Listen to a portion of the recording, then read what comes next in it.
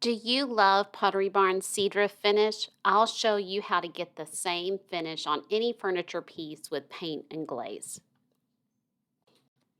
These are 20-year-old Target nightstands, and here's how they turned out.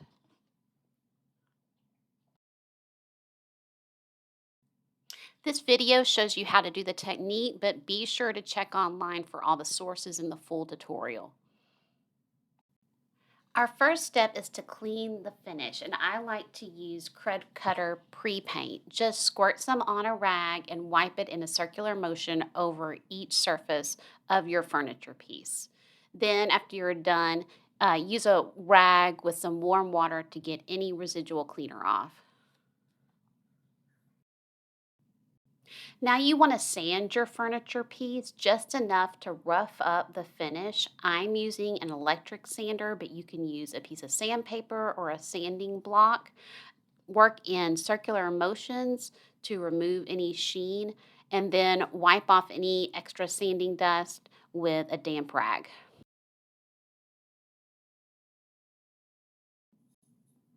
Now you want to brush on cover stain primer on your furniture piece in the direction of the grain. And the brush strokes are going to help to simulate the texture of wood grain. So brush on a coat and it will be kind of splotchy and that's okay. But just cover the whole finish brushing in the direction of the grain.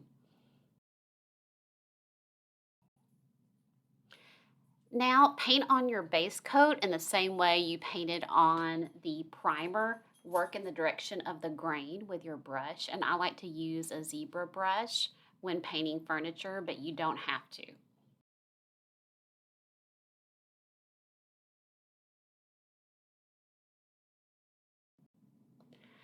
Okay, so now is the fun part, applying the glaze. The first thing you're going to do is just get the glaze on the surface. It doesn't even really have to be in the direction of the grain. You're just wanting to get a coat on the surface. And with this process, you'll want to work on one flat surface at a time.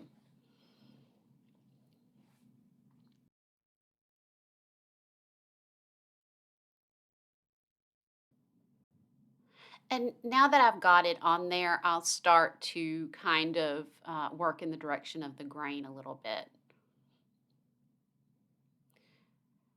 Now I'm going to get out my deck brush. And this is going to form the start of our wood grain. And see, I had a little piece of fuzz. Just get it out with your finger and go over it again. But with the deck brush, I'm doing long strokes in the direction of the wood grain. And if you mess up, just do a long stroke over it again. It's really forgiving and it's a great product to work with because it stays wet for a long time. So it gives you time to work. So do long strokes. If you want it lighter, knock off some of the excess glaze onto a paper plate and then keep doing long strokes again. And here I just did it from the other side.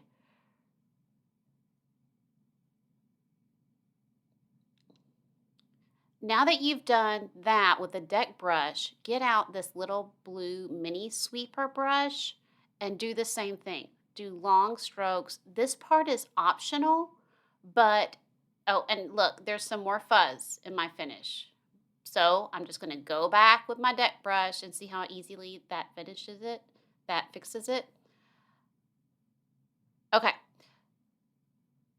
so you're going to use the blue brush to give you a little bit more texture. It's optional. You don't have to get the blue brush, but it just gives you that sea drift finish like you see on Pottery Barn's website. It gives you a little bit more texture. So go over the finish one more time with the blue brush, and then you're done with that side.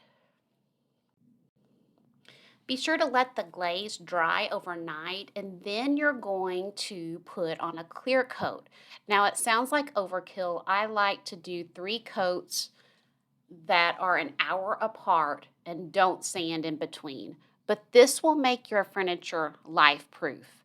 especially on high use pieces of furniture that get a lot of wear and tear during the day.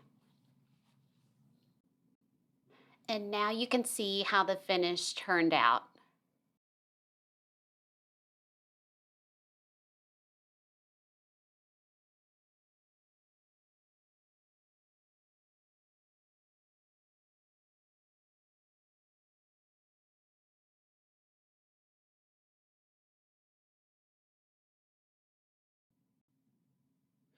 Don't forget to go to Renovated Faith for the full tutorial and sources.